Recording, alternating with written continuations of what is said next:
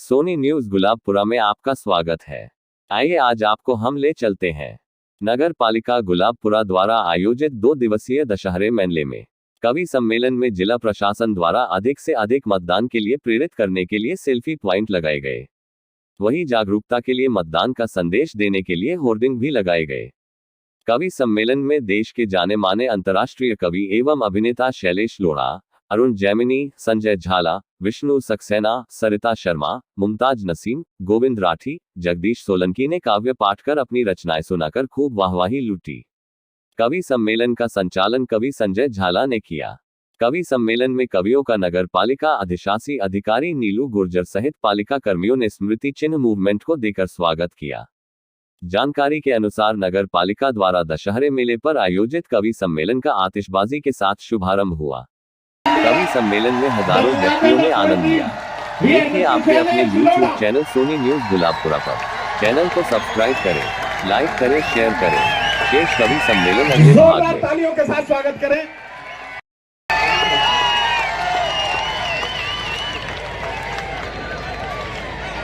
बहुत सारा प्यार दिखा सकते हैं, बहुत सारी तालियों के रूप में। नगर पालिका गुलाबपुरा की तरफ से आयोजित ये 2 दिवसीय दशहरा मेला अभियंता, कनिष्ठ अभियंता, कार्यालय सहायक सर राजस्थानी है और राजस्थान में जो लोग हैं उनका स्वागत और सत्कार तो आप बखूबी जानते हैं। आप खुद राजस्थान से हैं तो उनकी शुरुआत ही स्वागत से होती है। आओ भगत हमारे खून में बसा है। आप खुद सभी अधिकारीगण मौजूद हैं। Very warm welcome sir, one cheerful welcome to you. एक बार फिर से जोरदार तालियों के रूप में सर के स्वागत के लिए। Presence is really graceful to us, thank you. मेरे आदर्श, मेरे मार्गदर्शक आदरणीय बड़े भाई शिरेश भैया के सम्मान में पूरा सदन दोनों हाथ ऊपर उठाकर तालियां बजा दे।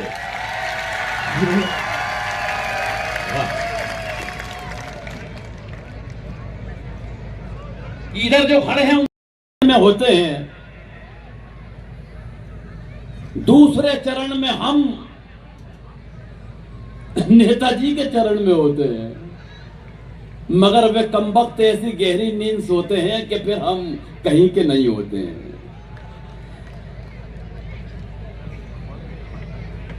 इसमें क्या है? मैं 4 पंक्तियां शौर्य हमारे गौरव हैं।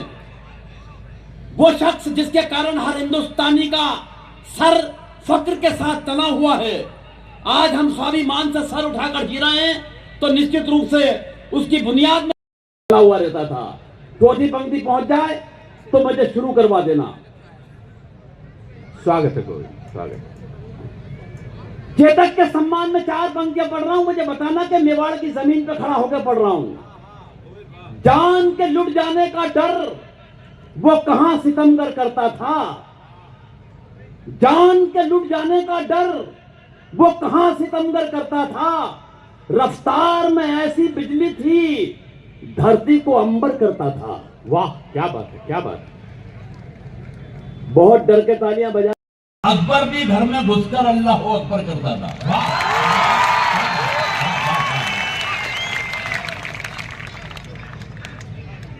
तो हम तो वो शौर्य और पराक्रम की जमीन पे बैठने वाले लोग हैं। कविता सुनो, आनंद आएगा। हाँ, बिठा दो, बिठा दो। मैं आपको प्रणाम करता हूँ, वरना महानगरों की हालत खराब है साहब। किसी के पास फुर्सत नहीं, किसी के पास। पिछले दिनों मुंबई जब कवि सम्मेलन में गया, कवि सम्मेलन के अगले दिन जब जुहू बीच पर घूमने गया तो मैंने देखा एक महिला एकांत में बैठकर दहाड़े मार के रो। मैंने कहा बहन जी क्या बात है, क्यों रो रही हैं? तो वो उछलकर खड़ी हो गई, आंसू पोंछ लिए। बोले कुछ नहीं भाई साहब, पिछले महीने पति ने मारा। मैंने कहा पिछले महीने मारा और आप आज रो रही हैं? बोले फुर्सत ही नहीं मिली। मैं कहना यह चाहता हूं कि महानगरों में रोने की फुर्सत नहीं है, मगर आप हंसने के लिए फुर्सत निकाल कर आए हैं। मैं आपको प्रणाम करता हूं। क्या बात है, क्या बात है। और संजय भैया वाकई फुर्सत के दोनों पांव पकड़ लिए। मैंने कहा ये क्या आइटम थमाया है? जिंदगी दुश्वार करके रख दी है, परेशान करके रख दिया है। भाई साहब यकीन जानना, एक कोने में ले गए, कोने में ले जाकर उन्होंने एक पंक्ति मुझसे जो बोली, मैं अपना सारा दुख, दर्द, तकलीफ, कष्ट, वेदना, यातना सब भूल गया। मुझे कोने में ले जाकर बोले, बेटा मेरी सोच, मेरे पास तो इसकी भी मां है। क्या बात है, वो दिन है साहब और आज का दिन है। पत्नी पर कोई कविता नहीं लिखता। जिनकी अंडरस्टैंडिंग अपनी पत्नी से अच्छी नहीं होती, अंडरस्टैंडिंग के मामले में मैं और मेरी पत्नी लाजवाब। क्या कमाल अंडरस्टैंडिंग है हम दोनों की। 26 साल हो गए शादी को, लेकिन 26 साल की शादी की जिंदगी में उसने कभी मुझसे गंवार, मूर्ख, बेवकूफ, नालायक, पाजी, गधा इसमें के किसी शब्द का इस्तेमाल नहीं किया। कारण अंडरस्टैंडिंग इतनी कमाल की है कि बस वो नजर भर देखती है और मैं समझ जाता हूं वो इनमें से क्या कह रही है। क्या बात है गोविंद। अभी मुझसे संजय भैया पूछ रहे थे, यार गोविंद पत्नी इज्जत नहीं करती है, क्या कारण है? मैंने कहा संजय भैया ये तो नहीं मालूम कि क्या कारण है, लेकिन ये बात आपने मुझसे पूछकर जो मुझे इज्जत दी है, मेरी 7 पीढ़ी आपकी शुक्रगुजार रहेगी। बोले क्या तेरी भी नहीं करती? मैंने जो जवाब दिया, जवाब थोड़ा बारीक है, लेकिन पहुंचाए तो पीछे तक के लोगों थोड़ा कार्यक्रम में अभी वो ऊर्जा आई नहीं है जो चाहिए। भाई साहब ने कहा कि क्या तेरी भी पत्नी इज्जत नहीं करती? मैंने कहा भाई साहब एक बात ध्यान रखना, अगर हिंदुस्तान में रुपए की कीमत गिरती है तो उसकी गिरावट हर प्रांत में अलग अलग नहीं होती। हाय हाय, क्या बात है। बोले सच बता क्यों नहीं करती? मैंने कहा एक बात समझ लो भाई साहब कि जब कोई लड़की मायके से विदा होकर ससुराल आती है, अपने पिता को छोड़ के आती है तो बदले में ससुर साहब मिलते हैं। माँ को छोड़ के आती है, बदले में सासू माँ मिलती है। बहन को छोड़ के आती है, बदले में ननद मिलती है। भाई को छोड़ के आती है, बदले में देवर मिलता है। मगर ऐसा क्या छोड़ा कि आप और मैं पल्ले पड़े? बोले ऐसा तो कुछ भी नहीं छोड़ा। मैंने कहा फिर एक बात समझ लो भाई साहब कि जो चीज फोकट में मिली है उसकी इज्जत कोई नहीं करता। बहुत अच्छे गोविंद, क्या बात। तो हम तो वो मामले वाले लोग हैं। और पत्नी का मतलब भी हिंदी में यही होता है जो पति पर तनी रहे। अंग्रेजी में बोले तो wife, WIFE, without information fighting every time. सच बता रहा हूं संजय भैया, ये शॉर्ट फॉर्म था पत्नी का। हमारे यहाँ इंदौर में तो शॉर्ट फॉर्म के फायदे निकाल लिए लोगों ने। एक नेताजी की गाड़ी चमचमाती कार में आके रुके पान की दुकान पे, और जैसे ही उतरे तो मुझे लगा किसी पार्टी के कोई मंत्री हैं। तो मैं उनकी गाड़ी की तरफ जैसे ही देखा तो उस गाड़ी पे एक प्लेट लगी हुई, नेम प्लेट, हाहू प्रजटू, हाहू प्रजटू। चलिए मुझे समझ में नहीं आया कि ये कौन से मंत्री हैं, मगर एक बात समझ में आ रही कि ये किसी जनजाति के या अनुसूचित जनजाति के हैं। तो मैंने उनके ड्राइवर के गले में हाथ डाला। मैंने कहा भाई साहब ये कौन से मंत्री हैं? बोले कोई मंत्री नहीं है। तालियां कम है आपकी, और तालियां इस बात पे पूरा सदन बजाएगा कि मैंने कहा ये फिर जज क्या है? बोले इसकी जमानत भी जब्त हो गई थी। और संजय भैया तीसरी बात फिर ये आई कि मैंने ये टू जो आगे लिखा है वो दूसरी बार लड़ा तो फिर जब्त हो गई। तो हम तो उस प्रदेश से आते हैं साहब जहां नेताओं का भी बड़ा सम्मान है, टीम लंबी है। मैं 4 पंक्तियां कविता की पढ़ता हूं और थोड़ा कार्यक्रम को ऊर्जा देने की कोशिश करना। एक कविता आपके बीच रख रहा हूं। आपने घटना सुनी होगी, टीवी चैनल्स पर भी बताई गई, बल्कि 2 घटना। राखी सावंत नाम की एक अभिनेत्री ने एक पहली घटना सुनी आप। शिल्पा शेट्टी नाम की एक अभिनेत्री का रिचर्ड गियर नाम के एक हॉलीवुड के अभिनेता ने चुंबन लिया। और दूसरी घटना राखी सावंत ने मीका सिंह के साथ एक घटना हुई जिसमें मीका सिंह ने जबरदस्ती लिया। चुंबन के लेन देन से मेरा कोई विरोध नहीं है साहब, लेकिन संस्कृति का मंच है। मैं 12 पंक्तियों की कविता आपके बीच पहुंचाता हूं। 12 पंक्तियों की कविता है। कविता के पहले एक बात कहना चाहता हूं। मुझे याद आता है 23 मार्च 1931 बार गुरुवार लाहौर जेल 3 फांसी के फंदे सजाए गए। 22 वर्षीय राजगुरु, 23 वर्षीय भगत सिंह और 26 वर्षीय सुखदेव। फांसी के फंदे के समक्ष लाने से पहले जब उनका वजन तोला गया तो हिंदुस्तान के लिए शहादत देने की खुशी में उनका वजन 4-4, 5-5 किलो बढ़ गया। क्या बात है गोविंद, वाह वाह वाह वाह वाह वाह, क्या बात है। ये बात इतिहास के पन्नों में दर्ज है साहब। और तालियां इस बात पर बजे कि वंदे मातरम कहकर उन्होंने जिस फांसी के फंदे को चूमा, मेरा ये मानना है वो इस विश्व का सर्वश्रेष्ठ चुंबन था। आए है, आए है, आए है।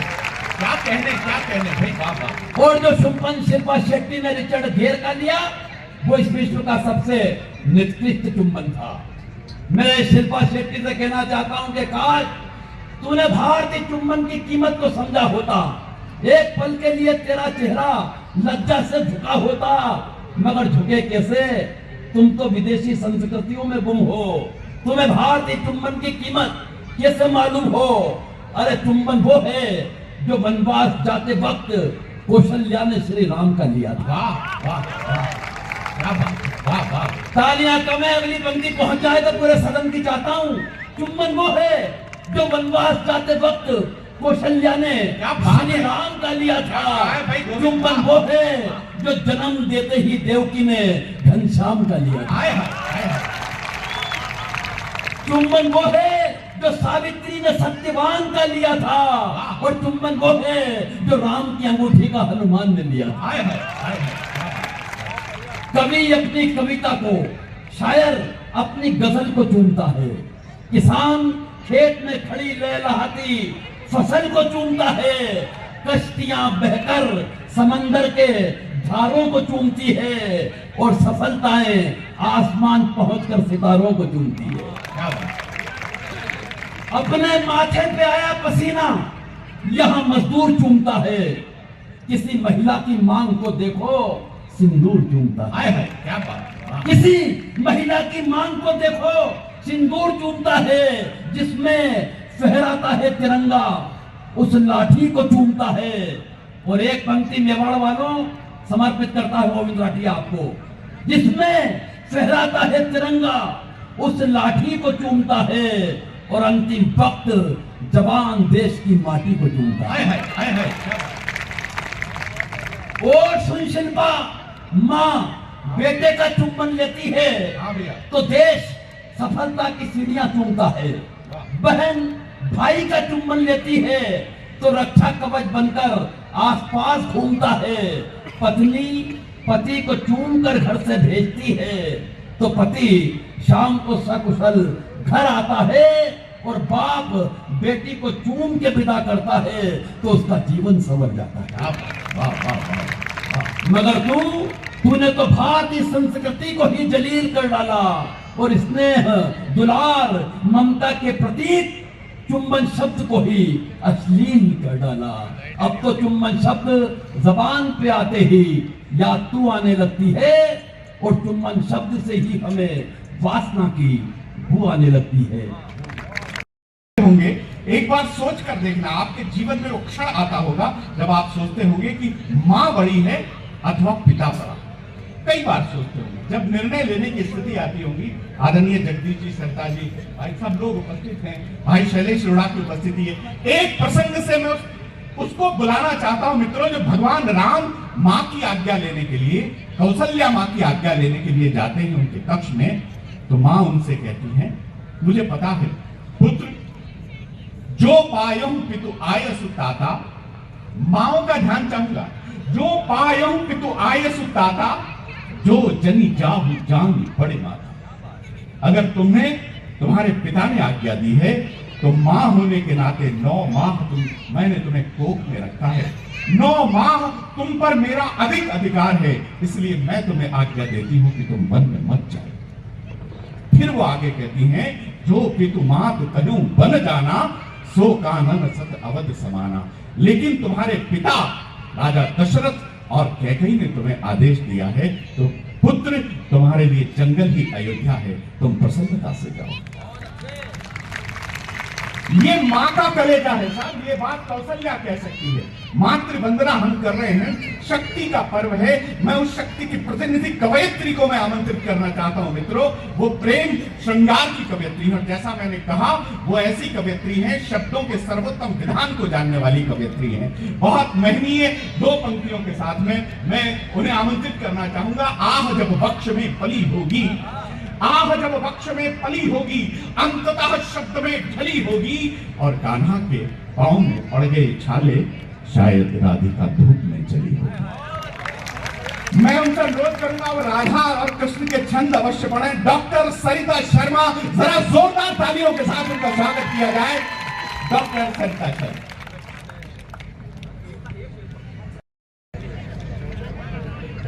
सबसे पहले शब्द की अधिष्ठात्री माँ वागीश्वरी के चरणों में प्रणाम कर रही हूँ। और ये जो बहुत बड़ी संख्या में आप सब कविता की प्यास लेकर बैठे हुए हैं, आप सभी का अभिनंदन कर रही हूँ, अभिवादन कर रही हूँ, आप सभी को नमस्कार कर रही हूँ। आज का बड़ा महनीय मंच है, आपने 5-7 तालियां बजाई, वो भी मत बजाते तो कोई बात नहीं थी, मन से सुन लीजिएगा बात। आपसे कहने की जरूरत नहीं है। वीर प्रसूता धरती राजस्थान की माटी को प्रणाम कर रही हूँ। मेरी आदर्श मीरा होती हैं, तो मीरा की भी ये धरती है, उन्हें प्रणाम कर रही हूँ। और 4 पंक्तियों से आरंभ कर रही हूँ। सुनिए। सपनों के नशे मन को फिर एक बार सजाना,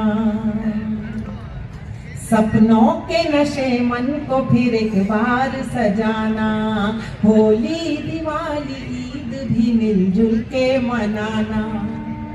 जो देश पर शहीद हुए उनकी याद में, जो देश पर शहीद हुए उनकी याद में, गर हो सके तो एक दिया तुम भी जलाना, गर हो सके तो एक दिया तुम भी जलाना, तुम भी जलाना। और 4 पंक्तियां।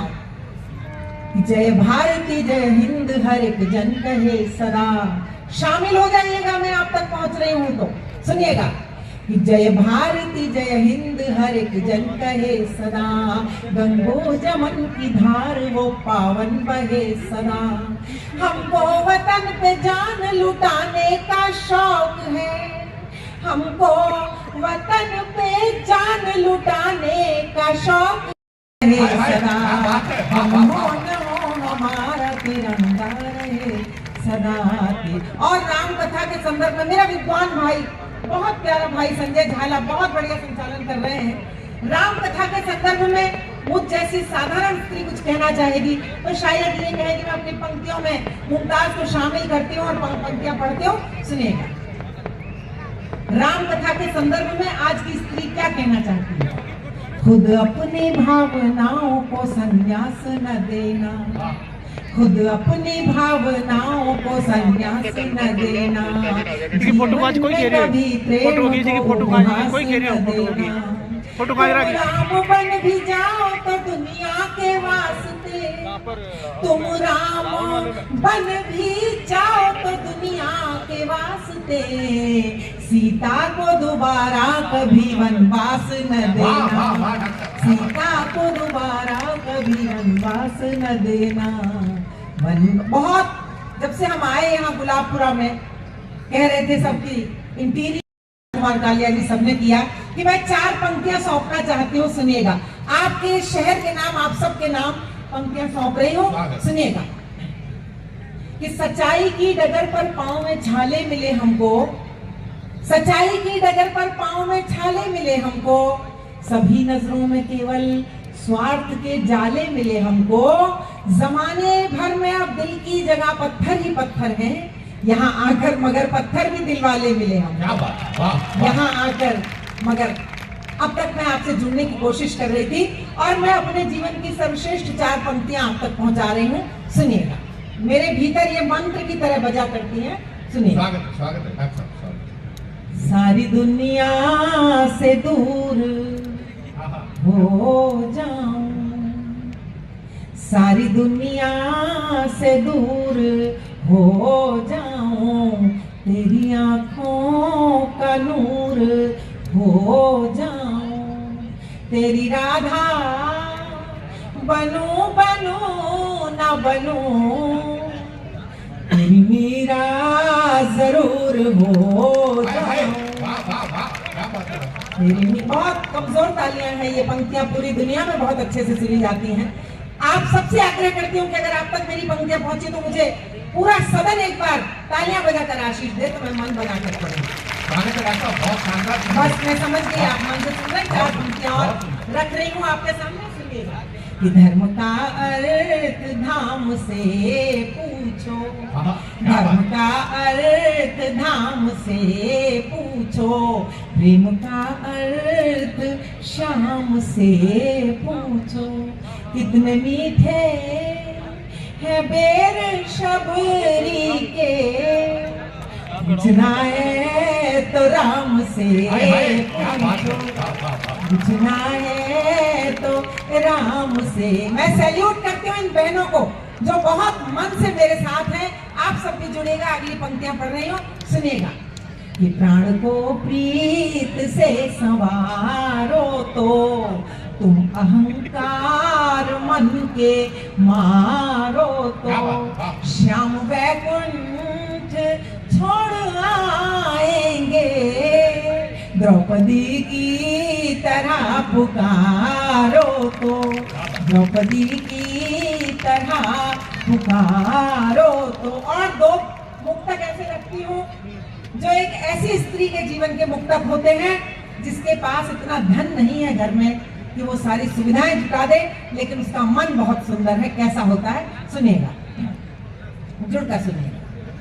कि सूखे पनघट की गागरी हूँ मैं, सूखे पनघट की गागरी हूँ मैं, फिर भी कितनी भरी भरी हूँ मैं, तेरे घर की मैं चांदनी ना सही, तेरे आंगन की देहरी हूँ मैं, तेरे आंगन की देहरी हूँ मैं, और देहरी जब भी पार करता है। अच्छी कविता लोग बताते हैं कि ये अच्छी कविताएं हैं, लेकिन कविता पर यदि आपकी खामोशी रहेगी तो कहीं ना कहीं कविता का मन टूटता है।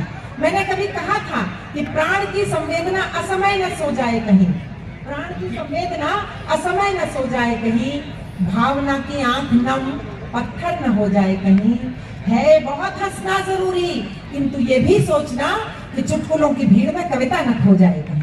तो कविता को जिंदा रखने का आपका भी दायित्व बनता है। पंक्तियां पढ़ रही हूँ, सुनेगा। कि देहरी जब भी पार करता है, क्या कभी तू विचार करता है, तेरे कदमों की एक छुअन के लिए दिल मेरा इंतजार करता है, दिल मेरा इंतजार करता। और मीरा मेरी आदर्श है, तो मैं 1 या 2 सवैये आपको सुनाती हूँ, छंद सुनाती हूँ मीरा के प्रति मेरे भाव मैंने लिखने की कोशिश की है, सुनिए।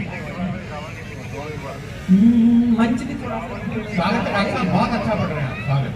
कि श्याम के नाम को थाम के प्रीत के धाम में नाम कमा गई मीरा, श्याम के नाम को थाम के प्रीत के धाम में नाम कमा गई मीरा, जीवन के एक तारे के तार पे एक ही नाम रमा गई मीरा, जोगी जपी और तपी सबके करे प्रीत की समाए जो श्यामुनी में शरीर समेत समा गई मीरा, समाए जो श्यामुनी में शरीर समेत समा गई मीरा, धूल भरी गलियों में फिरी सुख वैभव बीच पली हुई मीरा, साधु समाज के रोके रुकी नहीं प्रीत के पंथ चली हुई मीरा, राग विराग के बीच रही अनुराग के सांच ढली हुई मीरा, और मोहन मोहन गाती हुई मनमोहन की मुरली हुई मीरा, मोहन मोहन गाती हुई मनमोहन